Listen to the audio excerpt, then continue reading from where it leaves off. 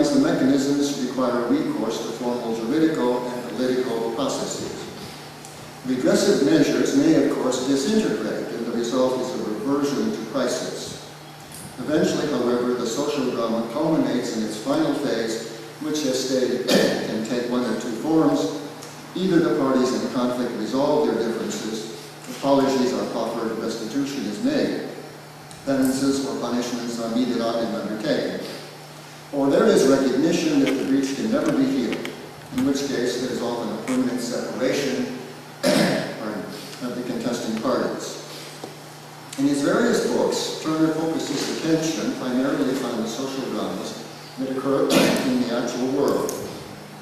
In addition to his studies of real-life social dramas, however, Turner has also analyzed in some detail a number of works of the stage that have been derived from such dramas, an exploration that has been carried further by others, including the influential theorist of performance Richard Schechner. That so many theatrical pieces should owe their existence to social dramas should not, of course, surprise us, because the stories contained in those dramas are inherently performative. By this I mean that the actions of the antagonists in them are typically self-dramatizing, being both highly self-conscious and directed to a particular audience. What is more, the conduct of the principal actors at the climactic moments of the four phases of the social drama is often ritualized. As we observe from the fact that they tend to have recourse to ceremonies, rites, rituals, and other types of what Schechner calls restored behavior. That is to say, behavior that to a significant extent is modeled or scripted. Although the outline of the social drama is clearly present in the episode in the Cronica General, from which Lope de Vega derived in the Mejor alcade, indeed, it is surely the reason he found the tale so stage-worthy. In turning his source material into a play, Lope has sharpened that outline considerably by focusing on the performative moments in the Cronica, and by adding a number of other such moments. Indeed, there can be few works in his canon that contain as many scenes of ceremony and ritual, or so many others in which the characters frequently act in a self-dramatizing fashion. Those scenes serve various purposes. They mark the rhythm of the play, they introduce animation and color, and most importantly, they show forth the development of the action of the social drama. Out of that development, of course, comes both the revelation of character and ultimately the moral and political lessons that Lope wishes the public to absorb from the work. In the time remaining this morning, I should like to examine four of the many performative scenes of the play. These scenes seem to me especially significant in the context of the work, for they correspond to the four phases of the social drama.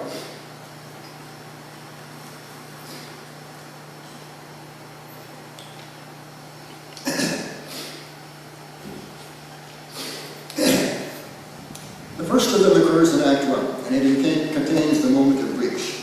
The second and third scenes are found in Act 2, and they represent the phases of crisis and the initiating of redress. The final scene constitutes the climax of Act 3, and it embodies the resolution of the schism that has occurred, eliminating one of the parties to the conflict and reintegrating the other parties into the social battle.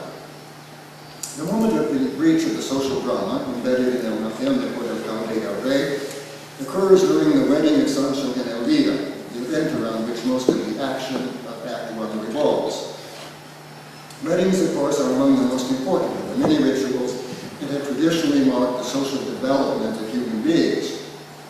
And as such, they occupy a prominent place in rites of passage, Arnold Van Dennep's classic analysis of such ritual performances.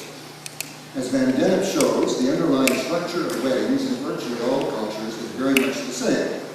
And it is, in a general sense, the same structure that characterizes all those rites, whose intended purpose is to usher the individual from one stage of life into another. There is first the phase of separation, during which the person is removed from the normal activities of daily living. Next, a phase of transition or liminality, during which the person exists in a kind of limbo, no longer the being that he or she was, but not final phase of reincorporation, during which the person is reintroduced into the social body, but as a different, transformed being. Clearly, the metamorphosis that a wedding is supposed to effect changes two individual and separate lives into one conjoined life. In el mejor alcade, however, the ritual that is to transform the lives of bride and groom remains incomplete because of the actions of Don Kennedy.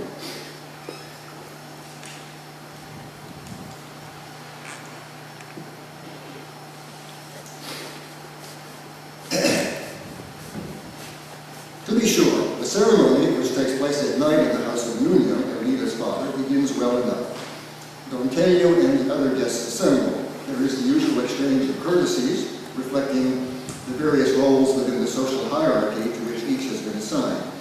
And then Elita enters to begin the phase of separation from her former life. At this point, Don Tello fixes his attention upon Elita, whose beauty he finds more and more compelling.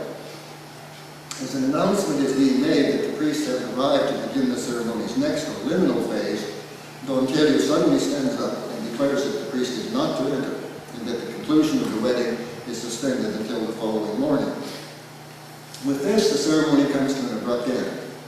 Because of the breach that Don Tello has created in the normal functioning of the social order, there is no conclusive change in the social status of Sancho and Elvira.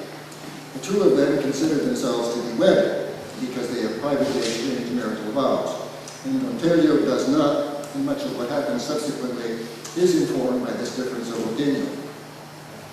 Later that same evening, Don Tello reappears with his henchmen outside the house of Elvira and her father and orders his men to seize Elvira and carry her off to his nearby castle.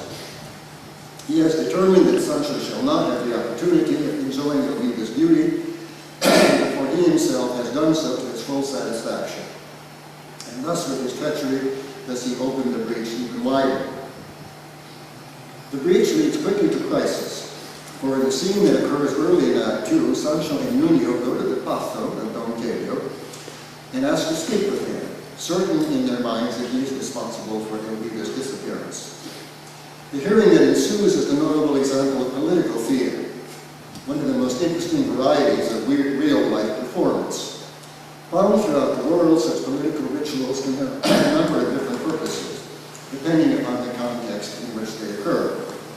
Almost always, however, they are meant to function both as emblem of the social structure of their culture and a symbol of the values that inhere in that culture. They are designed, in other words, not so much to change or transform social arrangements as to indicate and affirm them.